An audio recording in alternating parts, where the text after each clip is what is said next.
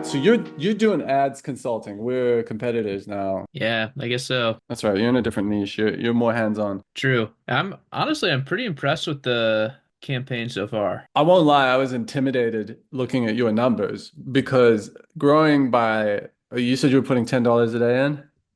5, yeah, Five? I know. But so Five my ad account is pretty dang dialed in to just that genre of music. have you turned yours off?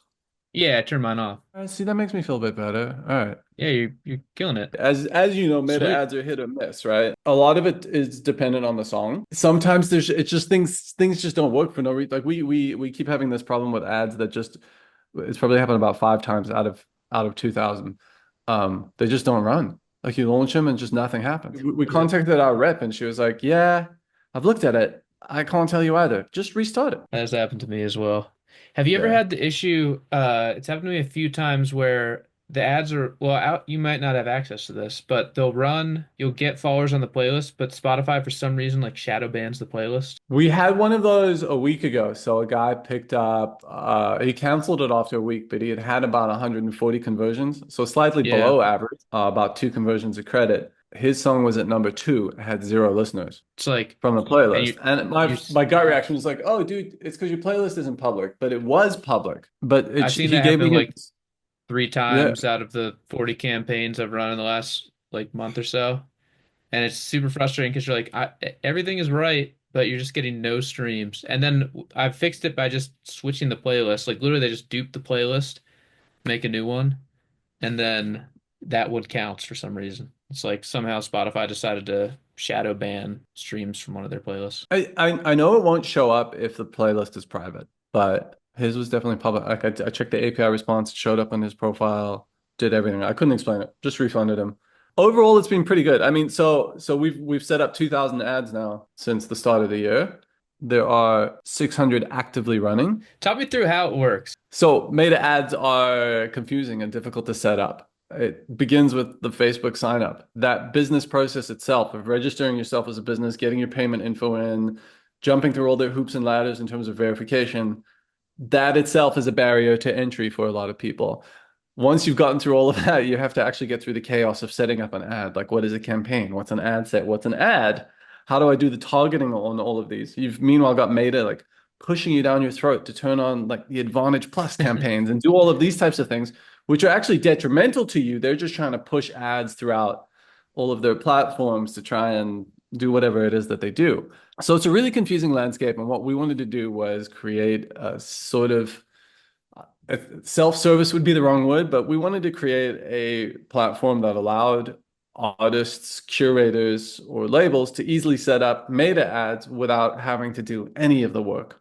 You don't Mhm. have to have a Facebook account. You don't have to learn how to use meta ads. And we're not saying we can do it better than the experts. We can't necessarily do it better than John. We can't necessarily do it better than Andrew Southworth. Sometimes we're going to do better. Sometimes we'll do worse. We're pretty experienced with this. We're pretty good at setting them up. But as you know, not every ad is going to do as well as the next one. So the main thing we're trying to say is we're not guaranteeing we can do this better than anyone, but what we can do is take the stress completely off of your shoulders so that you don't have to think about it. You don't even have to be involved in the creative process if you don't want to be. We'll set up all of those ad creatives for you. And we're not just throwing together some cheesy ads like Hyped It does. You know, their visuals are really basic. They give you the option to upload your own, but if you use their automatic generation one, it's like this crackling effect on it. There's not too much going on. So we're actually sitting there going through every single ad request, creating 6 different ad visual combinations using stock footage from Pexels and combining that with snappy text and a couple different visual assets. And of course, the audio that is relevant, either the song itself or tracks from an album or the playlist. So we're doing everything that you would have to do to set up your ad, but you don't have to do it. We're not putting in sort of setup fee or anything like that. There's a small commission that we're charging on top of each campaign as it runs. But the idea is that you can set it, forget it, and focus on the stuff that you know how to do better. That's a very good quick spiel. Thank you. Do you guys actually make all the ads? I didn't realize that. I figured there was some automation that it was just spinning them up. No, sir. but next week it will. I don't know if you've seen the ad studio. Like in Meta or what? No, in SubmitHub. What happens is, yeah, submithub.com/ads/studio. Is there like a public link to that? Yeah, it's public. So I'm going to be integrating it still. I haven't done it, but Okay. It's I not can like in sort the of menus or whatever. no, but it's going to be part of the ad flow very soon. Step one, you search through the video. So if you search for something, it's going to use the Pexels library and their API to search. You actually have to hit search. And then you can select your video that you want to use as the background. Then you hit next step. Then you add your audio. You can either upload an MP3 or just paste the Spotify link. It gives you a little preview there that you can actually listen to. And then next step, you can add some text if you want to, optional. And we're going to do a vertical one, and then you create, and it's generating a video. So Tilly actually goes through each of the ads and does this for everyone. So when you created your ad request, we asked you a couple questions, and I'm not necessarily as clear as I could be about what we're using that data for, but we asked you some of the similar artists. Those aren't like if you go through Hyped It and you choose the similar artists, those become your interests. And they don't really spread out from there. So we're using them as inspiration to find the interests. The interests I am using AI to do, which was not an easy thing to arrange, but basically you give me your genres and your similar artists. I asked ChatGPT to give me really broad interests within 5 different categories of like music, festivals, movies, books, this type of stuff. I get a list of something like 50 interests, and then I go through Meta's API to see how many of them are actually real. How many of these interests actually line up with Meta's real interests? Because you can't just plug in whatever you want. Like it has to match a Right. Meta interest. So Yeah. from that, we can craft usually per ad, we usually have 20 or 30 interests going in. And then we always do that thing in Meta where you do and also has Spotify. If you do that Right. on your ads as well. But yeah, add that as an interest, like it has to be Spotify. I do not do that, but yes. You don't believe it sounds like you don't believe in it. I don't believe in interest targeting anymore. Okay. Oh yeah, I remember I did a test ad with that one. Yeah, so this conversation I actually want to have a follow-up in a week or two. We've got a lot of data now. And so what I want to do now that I'm turning my attention back to this is to sift through that to try and find things that worked and didn't work on a Yeah. broader scale. So I've got 2,000 ads that we've run. Yeah. That's pretty good data. So things I'm going to be looking for is like, are there some pixels that are just duds, consistently Yeah. worse? Yeah. How'd Yeah. you set that up? So like I noticed it says folk links is my page that it's associated with. Like, do you have Yeah. genre-based Facebook pages for like say 8 to 10 or 12, whatever, however many genres you thought? Yeah, so you know the parent categories on the genres. So if you're filtering by genre on SubmitHub, there's like 20 different parent categories of genres. We're Okay. using broadly, those are the categories that we're pushing things into. So we And you have have separate page for each one and an Instagram. The Instagram is just the automatically generated one that Facebook does right. for you. Yeah. And then we don't have a 1-to-1 pixel ratio. Some of them are using the same pixels, especially in saturated genres. We have to spin up different pages. So I don't know if you've encountered this yet, but there's a 200 ads per page limit. Oh, I haven't hit that I hope you yet. hit it soon. I hope your agency blows up and you get it. Thanks, Jason. But yeah, there's a 200 ads per one. Once you're spending $100,000 a month, each of those pages bump up to, I think, 1,000 as the limit. So you get 5x. Okay. So that's a big Okay. relief. Are we there? Maybe. Hopefully within the next week or two. That's Um, awesome. yeah. So you have to hit that number and then you get that limit released and you can keep running more ads on there. So what we're also doing is cleaning up the ads, right? Meta picks a winner and they tend to pump everything into that. So I've got some automations running in the background to clear out after a week if an ad's just not moving anymore.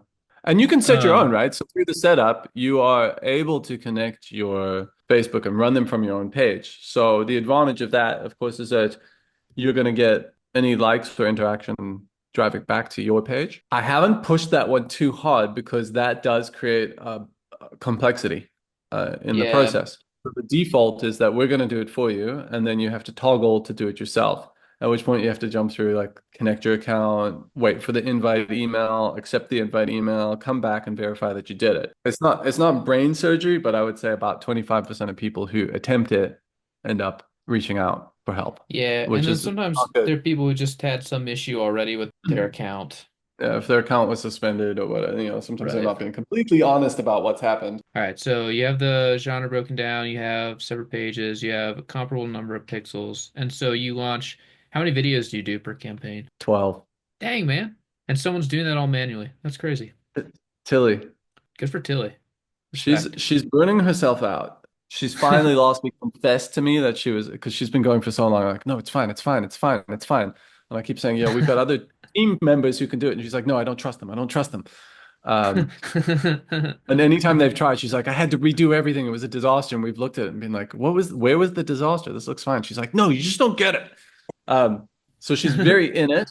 What I'm gonna do for her is when someone creates an ad, I'm gonna just line up 10 videos that she can choose to chuck or keep. I'll work together on those templates for her, make sure that they're close. Like I don't want to I don't want to be shooting in the dark. But I'm hoping that when she opens up the ad to get it ready and publish it, there's actually some of the work done for her, and she can say, "Okay, cool, I'll make one or two extras, but I don't have to make six And extras." she's doing the manual campaign setup herself too. No, no, I coded all that. Okay, so So that's just automatic, create a campaign, blah, blah, boom, boom, boom. Okay. yeah, so what happens is once you've filled in all of your assets, so she sits there, she reviews all the interests, she reviews all the text descriptions and titles, she creates the ads, she double checks the songs, she makes sure that the content is not too crap. Occasionally we have to reject ads that we just think upright, we're like, there's no way this is gonna work. And then she'll go ahead and publish it. When she hits the publish button, then I run through setting up everything in Meta. So I do everything through their API. It took me about 2 weeks to code everything, and it sets up the entire campaign flow. So we're doing one campaign, one ad set, and then all the ads within that ad set. We did experiment with two ad sets and splitting them up, but we ended up going with one ad set, multiple ads. We're doing all the kind of standard stuff. We're not doing anything revolutionary. That's really it. And then what she'll do is she's also monitoring all of the ads. So I've built a dashboard and sort of an alert system for us to identify ads that are not doing well at all. And what we'll do is we'll throw together a few new creatives for them after a week, pump those in and see if that changes something. Or we'll tweak with the copy, or occasionally we'll just have to email the artist and say, look, we feel like you're wasting your money here. We can't in good conscience keep this going. There's a lot to learn as you go through it. It's definitely a new space. I guess my next question is like, how does this fit in to the overall trajectory of SubmitHub over the next like year or two? I think there's a lot of value in the one-two punch of playlists Hmm. and advertising. Playlists can get you a lot of plays really quickly, and most playlisters have figured it out. They don't have dud ads. They're pulling in a couple hundred listeners a month, which is not easy to do. Getting 10 playlists lined up on your release for the first week is going to give you a bigger bump than you could do with a reasonable ads budget. If you want to spend $100 a day on ads, you might get it, right? That's a lot to burn through in a week or two. You're gonna be $1,000 out of pocket really quickly, but you could get 10 playlists through SubmitHub for under $100. That boost in the first 4 weeks is still crucially important, I think. And then using meta ads to sort of sustain that. We all know that playlists are not the best in terms of save rates and engagement with songs. So ads can help amplify that and sort of counterbalance. So the ads are the slow and steady thing, but they're targeted. They're going to do the interaction rates are higher. And you're hoping to lead to something there. And then the playlists are sort of this combination. So over the next 2 years, I think ultimately what we really want to do is I don't want to run a shitty service that feels like I'm trying to make money off of artists just because. There are many websites out there doing that. For me, Submit Hub success hinges on delivering value and actually having something that works. And from everything I've seen from your videos, from Andrew's videos, just from being in this space myself, ads are effective, playlists are effective, but you got to know how to use them, when to use them, and what you're hoping for. Yeah. So teaching Spotify's algorithm, triggering those radio plays, that combination is good. So I see the two of them working together quite well. Do you feel like the space is going to get oversaturated? So it is a concern. There's two concerns that curators have raised. One is you're going to cannibalize the playlisting market, and two, you're going to oversaturate the ad space. So I am conscious of number one, which is why I think it's important to convey the value of both, because I Hmm. genuinely believe there is a value in both. The second one of oversaturating the market, for starters, I would say none of us know how big the market is. How like we're plebs in the big scheme of things. I don't think there is a severe risk of us oversaturating the market with an extra 1,000, 2,000, 10,000 ads. I think the scale of Meta and their ads operation is bigger than any of us can really fathom, probably Meta themselves. We're talking Yeah. like what, 3 or 4 billion people.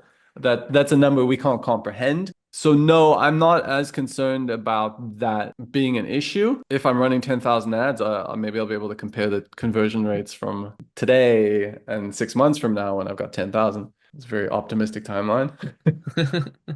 Actually, no, it's fine. We still haven't marketed this or pushed it or done any sort of promotion Yeah, about it. you guys So are it's all just crazy, man. You guys, I feel like SubmitHub is just all word of mouth. I feel like you guys don't do that much marketing, which is we wonderful. don't, but the thing is that the product speaks for itself. That's the way I market, right? So if I'm pushing out new features and adding things that are useful to artists, the word of mouth spreads it. If I have to spend all my money on ads, it means I'm trying to sell something that can't sell itself. That's kind of my logic. Also, I'm so busy coding this shit that I don't have time to think about that stuff. Like a simple email blast to all of the people who've created Submit Hub links would be like a huge one in terms of You haven't done that signing up a yet? couple hundred. No, I haven't done that. And there's a lot of I mean it's beautiful and foolish and it's like a lost opportunity. I was talking to Aaron Whittington. I don't know if you've spoken to him. Yeah, artist tools. Yeah, great guy. Love him. We have this big problem when we're chatting where we just can't end the phone call because we just keep going. He got very frustrated with me in the last call because he was like, "What the fuck are you doing, man? You're like you should be doing SEO and ads and he was like you just man this you like did this one thing that I was doing and you didn't even fucking SEO target your page and it showed up ahead of mine within one day." I was like bullshit. I think Aaron's my favorite competitor for sure. I feel like you guys are very similar vibes, you and Aaron. You'd both just prefer to be in a room by yourself coding. Yeah, And yeah, yeah. pushing out stuff. I mean his new artist tools site's pretty cool. Dude, you should hire a marketing person. Tilly is the Okay. marketing person. So you hired Tilly, and then you're like, "Hey, Tilly, die under this avalanche of." She'd love that. She's our social media. So she does a Okay. lot of content on there. She's very active. And does pretty well. The ads thing is pulling her down a bit, but the other thing is that like we don't have an email data. It's like a Groover, for example. I think they pay out the yin yang for basically every service, and I think one of the services they have is like an email management mailing system. How do you send emails? I coded, so the rest It's of my team can't really send emails. Aaron's totally right. You just hire somebody to do email marketing strategy for you, pay for like Kit or Active Campaign or something. You'd make your money back in like a week. Yeah, but that would distract me from coding. Yep, that's why it's beautiful. Do you want to do Yeah, it, John? I'll just hire you dude, onto the team. I'm not gonna lie, there's a part of me that does want to do it, but there's a bigger part of me that's like, no way. Huh. I just feel like those ads have to be so. I am so anti email spam. One part of me is like, you should definitely do that. The other part of me is like, but I love the fact that you don't. I think we're on like the more like the 4 emails a year type of thing, and they're short, plain text. Here's some of the stuff we've done, and oh, and by the way, here's a coupon.